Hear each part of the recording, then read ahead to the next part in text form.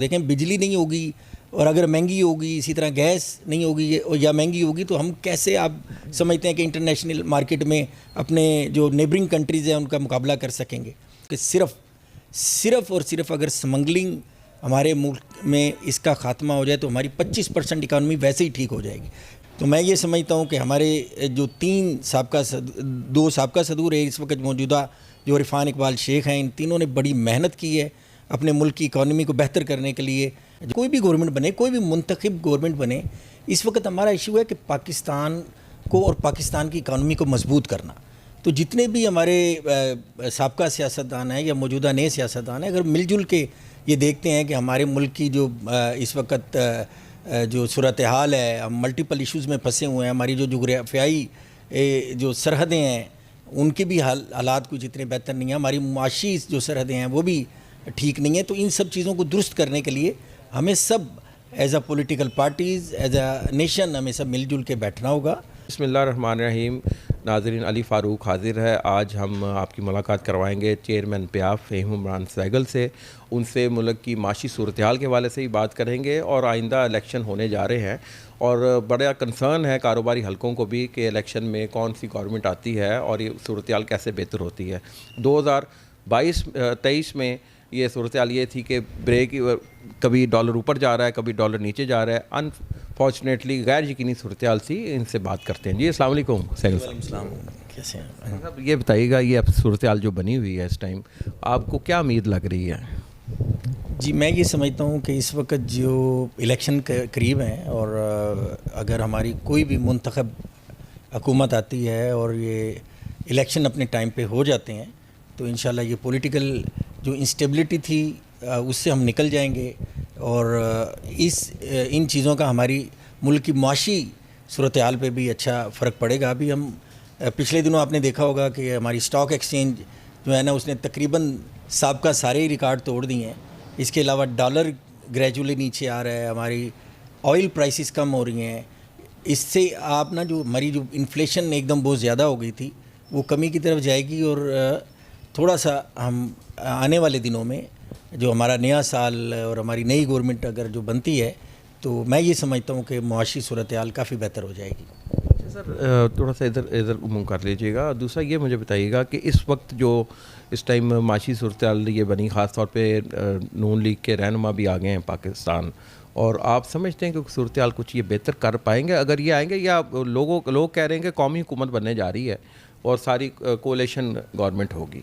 ज़ाहिर है कि आप एक वोटर भी हैं, पाकिस्तानी भी हैं, आपको बड़ा कंसर्न होगा इन सूरत हाल से। और ख़ास तौर पे डॉलर की कीमत अभी भी 288 रुपये है, जो कि अभी भी माहिरीन कहते हैं इसको कम आना चाहिए, नीचली सतह पे आना चाहिए। आप क्या समझते हैं सर? मैं ये समझता हूँ, देखें जी, आपने जिस तरह बात की कि कोलेशन गवर्नमेंट बनती है या कोई भी गवर्नमेंट बने, कोई भी मुंतखब गवर्नमेंट बने, इस वक्त हमारा इशू है कि पाकिस्तान को और पाकिस्तान की इकानमी को मजबूत करना।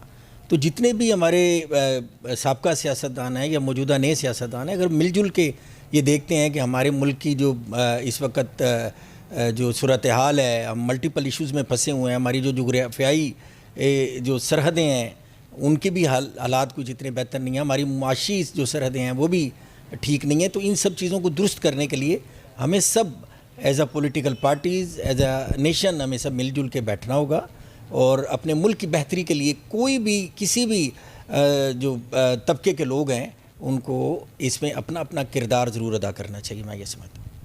ये आप ज़ाहिर है कि आप ताजरों के अपना सियासत में भी हैं, कारोबारी सियासत में, और ये इलेक्शन होने जा रहे हैं FPCCI के, तो आप क्या समझने, आपका ग्रुप बिजनेसमैन पैनल है, उसकी कैसी तैयारी है और आप क्या समझते हैं क्या रोल अदा कर सकता है आइंदा इलेक्शन में जीतने के क्या चांसेस हैं? मैं ये समझता हूँ, देखें जी, कि जो भी अगर आप कभी इलेक्शन में जाते हैं तो पहले तो हम इलेक्शन जो सबका ग्रुप था वही जीतता था, फिर हमने तकरीबन 5 साल इलेक्शन हारे, उसके बाद तकरीबन 4 साल से हम गवर्नमेंट में हैं, यानी हमने अपनी जो हमारी FPCCI में हमारा जो है वो चल रहा है, बिजनेसमैन पैनल का ग्रुप जो है वो मुसलसल फतह हासिल कर रहा था। और मैं ये समझता हूँ कि जो भी इलेक्शन होते हैं ना, उसमें आपका सबसे जो बेहतर आपके पास टूल होता है, जो आपके पास एक जो जो चीज़ आप कह सकते हैं कि जिसकी बिना पे आपको वो मिलती है कामयाबी, वो है आपकी कारकर्दगी, साबका कारकर्दगी।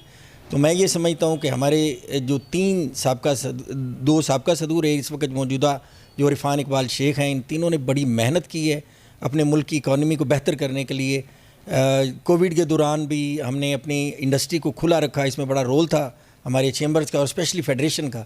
इसी तरह हमारा रेट ऑफ इंटरेस्ट और हमारे ये डॉलर की प्राइसेस को स्टेबल करने के लिए, अपनी एक्सपोर्ट को बढ़ाने के लिए और इससे पहले फेडरेशन में R&D नहीं थी, तो अभी हमने इसको अपनी R&D को डेवलप किया है और अपने जो है इनके जो इंफ्रास्ट्रक्चर था हमारी फेडरेशन का उसको बेहतर किया है। और बहुत सारी हमने मल्टीपल ऐसे इक़दामात किए हैं, अपनी ऐसी तजावीज़ दी हैं गवर्नमेंट को कि जिससे हमारे मुल्क की इकॉनमी बेहतर होगी। तो मैं ये समझता हूँ इस कारकर्दगी के बुनियाद पर इंशाल्लाह इस साल भी दिसंबर के एंड में हमारे ही ग्रुप की वो कामयाबी मिलेगी और हम क्लीन स्वीप करेंगे और अगला सदर और हमारे जितने भी ऑफिस बैरर BNP से ही मुंतखब होंगे इंशाल्लाह। ये कुछ एनर्जी के क्राइसिस के वाले से ही बात कर लेते हैं कि पावर सेक्टर में बिजली बहुत महंगी है और मज़ीद महंगी होने जा रही जनवरी से ऑनवर्ड आगे, और जबकि जो गैस सेक्टर है उसका भी टैरिफ आसमानों से बातें कर रहा है, 190% इजाफ़ा कर दिया गया और ये जनवरी में मज़ीद इजाफ़ा हो रहा है। ये कारोबारी हजरात क्या करेंगे? इतनी महंगी जब बिजली मिलेगी तो किस तरह सर्वाइव करेंगे? जी बिल्कुल, आपने बजा फरमाया। मैं ये समझता हूँ, देखें एक तो चीज़ें हैं जिस तरह आपने बताया कि महंगी हो रही हैं, इसके अलावा इन चीज़ों की अवेलेबिलिटी नहीं है। इतनी महंगी प्राइसेस के बावजूद आप देखें गैस जो है वो अवेलेबल नहीं है। और जब आप ये चीज़ें किसी भी मुल्क की एक्सपोर्ट को बढ़ाने के लिए ना, ये जो पावर सेक्टर है ये बड़ा अहम रोल अदा करता है। आप देखें बिजली नहीं होगी और अगर महंगी होगी, इसी तरह गैस नहीं होगी या महंगी होगी, तो हम कैसे आप समझते हैं कि इंटरनेशनल मार्केट में अपने जो नेबरिंग कंट्रीज़ हैं उनका मुकाबला कर सकेंगे। और इन चीज़ों को अगर जब तक हम अल्टरनेटिव रिसोर्सेज में नहीं जाएंगे, हम इसको अपनी इलेक्ट्रिसिटी को उससे ऑयल बेस से हटा के जब आप विंड मिल पे, आप सोलर पे या अपने जो है हाइडल पे नहीं लेके जाएंगे, मैं नहीं समझता कि हमारी जो पावर टैरिफ कम होगा। और अगर पावर टैरिफ कम नहीं होगा और इस तरह हमारा कॉस्ट ऑफ डूइंग बिज़नेस कम नहीं होगा, इसके साथ साथ हमें कॉस्ट ऑफ डूइंग बिज़नेस के साथ अपने ईज़ ऑफ डूइंग बिज़नेस के जितने पैरामीटर हैं उनको भी इम्प्रूव करने की ज़रूरत है, अगर हमने अपनी एक्सपोर्ट को बेहतर करना है और इंपोर्ट सब्स्टिट्यूशन की तरफ जाना है। सर ये स्मगलिंग की रोकथाम के लिए कुछ बेहतरी आई है, लेकिन अभी भी बहुत बेहतरी लाने की ज़रूरत है। ख़ास तौर पे जो डॉलर भी स्मगल हो रहा था और ये चीज़ें, आप समझते हैं कि मुकम्मल तौर पर सख्त एक्शन इस पे होना चाहिए ताकि मसनूई जो ये किल्लत है वो भी ख़त्म हो। और ख़ास तौर पे जो हमारे मुल्क में कहा जाता है कुछ लोगों ने डॉलर ज़ख़ीरा भी किया हुआ है, आप समझते हैं कि उनको भी निकालने चाहिए? मैं ये समझता हूँ सबसे पहले तो ये जो इन्होंने हमारी गवर्नमेंट ने इकदाम किया था, अपने जो transit trade, miss use of transit trade है, उसमें बहुत सारे HS कोड डाले हैं, उनको बैन किया है। मेरा ख्याल है कि ये बड़ा अच्छा, मैं ये समझता हूँ कि सिर्फ़ और सिर्फ अगर स्मगलिंग हमारे मुल्क में इसका ख़ात्मा हो जाए तो हमारी 25% इकानमी वैसे ही ठीक हो जाएगी। क्योंकि हम यहाँ से जब माल जाता था अफ़गानिस्तान और फिर वहीं से वापस आके हमारी मार्केट में बिकता था, और वही उसी की जो सारी ट्रांजैक्शन जो है हमारे फॉरेन एक्सचेंज की, वो सारी पाकिस्तान से जाती थी और पाकिस्तान का ज़रिए मुबादला हम इसको ज़ाया कर रहे थे। और इसके साथ साथ हमारी जो रेवेन्यू हमारे इंपोर्ट से जनरेट होता है, आपको पता है कि हमारा सबसे ज़्यादा मैक्सिमम रेवेन्यू इंपोर्ट सेक्टर से जनरेट होता है, और वो भी रेवेन्यू हमारा नहीं आ रहा था क्योंकि प्रॉपर तरीके से चीज़ें इंपोर्ट नहीं हो रही थी, स्मगल हो रही थी। ये निगरान हुकूमत की जो कारकर्दगी है, ये अब पंजाब हुकूमत में रही है, ये जो निगरान पंजाब हुकूमत है, वफाकी हुकूमत है, आप समझते हैं कि इनकी कारकर्दगी कैसी रही है या बेहतरी लाई जा सकती है या ला नहीं सके? मैं ये समझता हूँ कि इसमें इनका कोई कसूर नहीं होता, क्योंकि ये लोग मुंतखब गवर्नमेंट नहीं होती, किसी के आगे जवाबदेह नहीं है। तो इन्होंने अपनी तय कोशिश तो बड़ी की है, लेकिन जो इस वक्त हमारी इकॉनमी के हालात हैं, जब तक हमारी पॉलिटिकल इलेक्टेड गवर्नमेंट नहीं आएगी, हम इसी इश्यूज़ में फंसे रहेंगे। ये सर थोड़ा सा अपना अभी को थोड़ा सा बता दें बिज़नेस के हवाले से, ख़ास तौर पे ये बाई बिज़नेस है आपका या ये आपने ख़ुद स्टेबल किया था? जी, अपने बिज़नेस के हवाले से हम चूँकि लेदर से ये ट्रांसफ़ॉर्म किया हमने आर्टिफिशियल लेदर में, और अल्हम्दुलिल्लाह ये हमारी थर्ड जनरेशन इस वक्त इस बिज़नेस में है, और कोशिश कर रहे हैं कि हम अपने साथ साथ अपने मुल्क की इकानमी को बेहतर करें, क्योंकि जिस मुल्क से हमने ये सब कुछ हासिल किया है, और हमारा हक भी बनता है और हमारा ये फ़र्ज़ भी है कि इस मुल्क को किसी न किसी सूरत में उसको लौटाएँ, और इसी सिलसिले में हम कोशिश कर रहे हैं, हम भी और हमारे आने वाली जो है अगली जनरेशन है वो भी, उनको भी हमने यही सिखाया है कि जिस मुल्क की वजह से अल्लाह ताला ने हमें आज ये नाम और मुकाम दिया है, हम किसी हवाले से इसको पे बैक ज़रूर करें। बहुत मेहरबानी, बहुत शुक्रिया।